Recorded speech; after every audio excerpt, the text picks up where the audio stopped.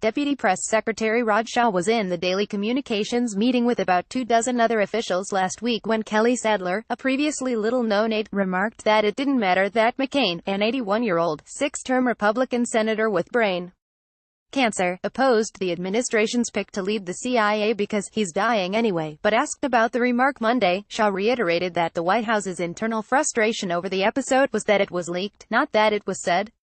If you aren't able, in internal meetings, to speak your mind or convey thoughts or say anything that you feel, without feeling like your colleagues will betray you, that creates a very difficult work environment, Shah said from the podium in the briefing room Monday.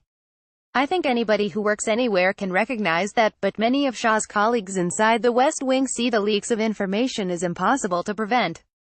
Dozens of senior officials speak to reporters on a daily basis, including, at times, Trump himself, and White House efforts to prevent leaks have fallen flat.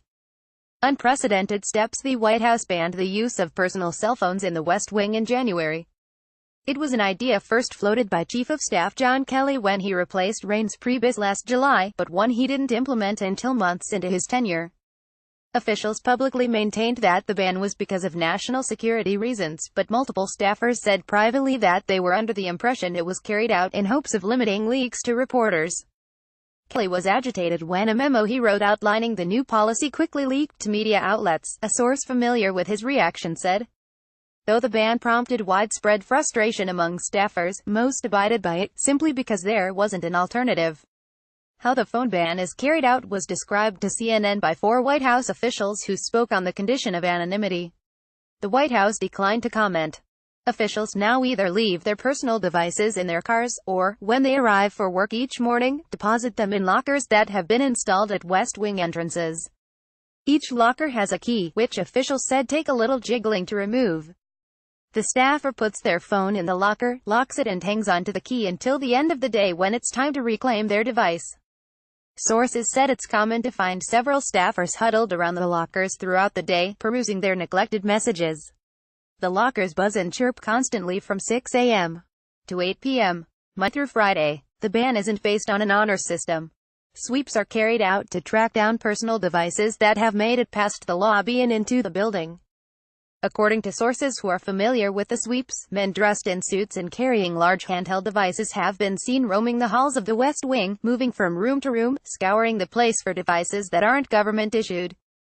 If one is detected, one of the men will ask those in the room if someone forgot to put their phone away. In the early days of the ban, staffers would forget, or didn't realize that the ban included Apple Watches. But if no one says they have a phone, the men begin searching the room.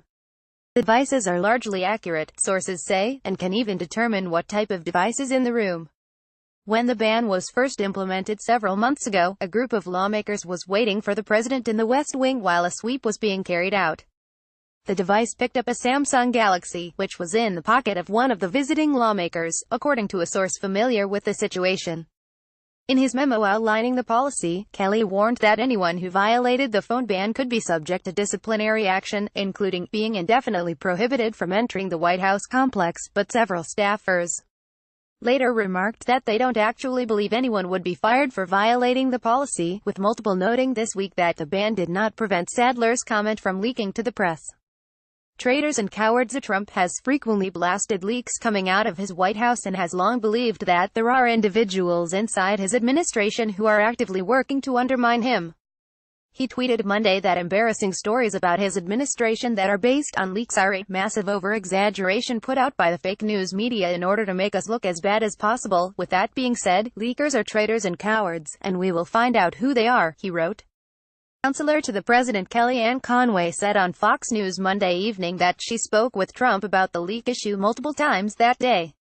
There are all kinds of leaks, Conway said. Some leaks exist to hurt colleagues, some leaks exist because they disagree with the policies that are being put forth. But none of them are helpful, and I will tell you something else that's going on in this White House, but not as badly as it was in the beginning. It's not so much leaking as using the media to shiv each other. She was asked if she expects personnel changes in light of the latest disclosure. I do, actually. Yes, I do, Conway said.